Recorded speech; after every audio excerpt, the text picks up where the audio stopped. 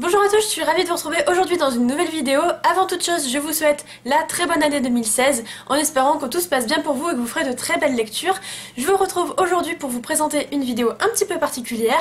J'ai eu la chance immense au Salon du Livre de Montreuil en décembre de faire une interview et pas n'importe laquelle puisque j'ai pu rencontrer Shannon Messenger, l'auteur des Gardiens des cités perdues. Je remercie énormément Cécile Pournin qui est l'éditrice et qui m'a fait la traduction pour l'occasion. Donc merci beaucoup pour m'avoir fait cette traduction et je remercie énormément Émilie qui m'a offert l'opportunité de faire cette interview, donc merci énormément. Et puis un grand merci également à Shannon Messenger qui s'est prêté au jeu de l'interview. Et maintenant je vous laisse avec les vidéos en espérant que ça vous plaise. Salut! Eh ben merci beaucoup d'être venu. Et justement suite aux événements tragiques qui s'est passé à Paris, beaucoup d'auteurs et parfois même des éditeurs ont préféré annuler. Et nous on est vraiment contents que vous soyez là. Quel avait été votre choix face à la situation? I honestly did not hesitate. I mean, I obviously wanted to make sure that the book fair wasn't going to be cancelled or that Lumen, my publisher, wasn't going to decide that perhaps now wasn't the right time. But other than that, I love Paris, and of course, the events absolutely broke my heart, but it in no way made me not want to come here. So I was very happy when they said that I was able to come. So. On vous remercie beaucoup, en tout cas, on est tous très contents sur Booktube, mais aussi ceux qui vous lisent et ceux qui regardent, ceux qui lisent les blogs. Je suis très contente de savoir que vous venez quand même. Thank you so much, I'm so honored to be here. Je vais vous poser une question à propos de vous. Sophie peut transmettre des émotions et lire dans les pensées. Diana peut se téléporter à sa guise et Kif est en pâte. Quel serait votre pouvoir? It's funny, when I came up with the story, my answer was telepathy, which was why I gave it to Sophie. But now that I have to do what I do for my job, I would love to teleport and skip airports and avoid the 10-hour plane flight that was to get here and all the planes that I sit on, so teleporting would be amazing. But I still think second best would be reading minds. Justement, vous parlez de Sophie et du fait que vous auriez aimé avoir le même pouvoir qu'elle. Sur les couvertures des livres, elle vous ressemble énormément en fait et vous vous identifiez beaucoup à elle. It really is a coincidence. I get asked that a lot, and it's a huge compliment because when I was Sophie's age, I was not that cute at all. I was in the prime of my awkward phase. So she was blonde because I was very inspired by the character of Legolas, and he's blonde, and that was just, for some reason I always pictured her blonde, and the brown eyes just came from, I wanted her to have something different about her appearance that sometimes people would say not so nice things about, that wouldn't somehow seem like I was saying something about someone's race. And so having them insult the eye color didn't seem like it would be too horrible. And so it was unintentional, but it's a great compliment because the art is beautiful. Comment s'est passé le processus d'écriture? Est-ce que vous aviez toute la trame en tête, le prénom du personnage? I spent about a year doing what we call the world building, sort of figuring out the characters and the cities, and I thought I had it all figured out after a year, and then quickly realized as I started writing that there was so much I hadn't thought of, and certain characters I still needed, and so it was sort of 50-50. I had a lot planned, and then I created a lot as I went along, and the actual writing process was rather tedious because Keeper is the first book I ever wrote, so I didn't know what I was doing. And so the published version that you guys read is actually the 20th draft, so I wrote it 19 other times that weren't good enough before I finally got to a version that was. So it was a process. Thank you. Est-ce que ça a été difficile de trouver un éditeur une fois que vous l'avez fini? It was. I started trying to sell it on draft 13. That was the one that I got a literary agent on, which is the first step when you want to get published in America.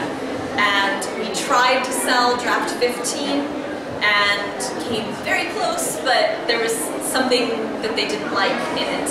And then I did 2 more revisions and we sold draft 18, and then of course an editor's job is to edit, so we revised draft 20. was the one that was published, but we sold draft 18. Justement, comment vous faites face à tous ces blogueurs et youtubeurs qui, sur Goodreads par exemple, donnent leur avis? Est-ce que c'est à la fois excitant et est-ce que ça fait peur en même temps de devoir affronter des autres? It depends on how you're interacting with them. If I try very hard not to read reviews, good or bad, because I found that a good review makes me feel like I'm never going to write a book as good as that again, and a bad review makes, of course, you feel like I'm terrible. So I try not to read reviews, so sometimes it can be difficult if they're sending me a link specifically to their review and wanting me to sort of comment on it. That can get a little bit awkward, where I will just thank them for the review but let them know I'm not reading it, not because I don't appreciate it, but just for my own sanity. But otherwise, when I just get to interact with bloggers and booktubers, I love it. I actually was a blogger before I became published. I was a blogger from early 2009 to 2012 was when I was really active, and then once the books came out, it started being kind of difficult to be an author and a blogger, so I scaled back. So I love bloggers, and thank you so much for what you do, because the publicity that you give our books is hugely important, so thank you so much. Even if I don't read the review, I still appreciate it. Est-ce que vous auriez un conseil à donner à des personnes qui aimeraient écrire, mais qui n'osent pas, qui n'ont pas forcément confiance en elles, par exemple, qui aimeraient juste par exemple écrire pour le plaisir, pas forcément pour se faire plaisir?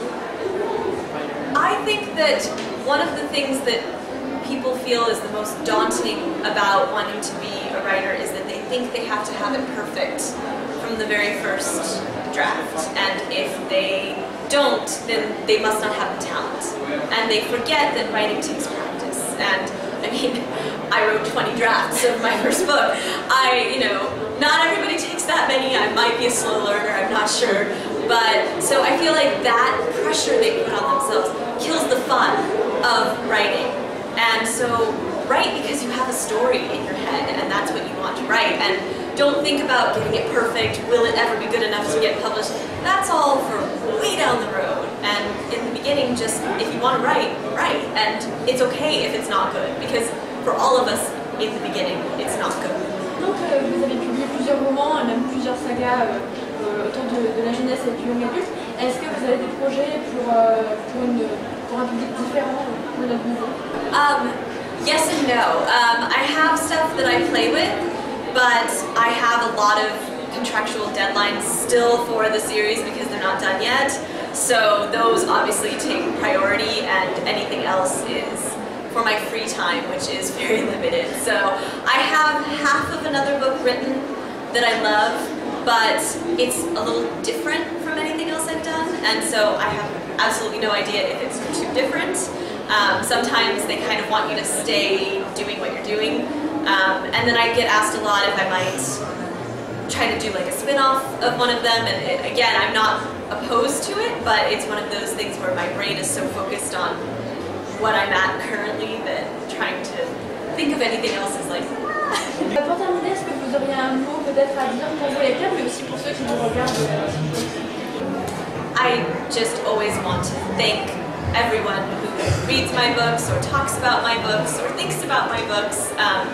It's such a strange thing as an author. You write something, at the time the only thing you know for sure is that you like it, and you never know if other people will like it, other people will want to read it, and it's kind of scary when it goes out into the world and you have no idea what's going to happen from there. So just for everyone who supports my books or thinks about supporting them, thank you so incredibly much, because I wouldn't get to do what I do if it weren't for them, so thank you.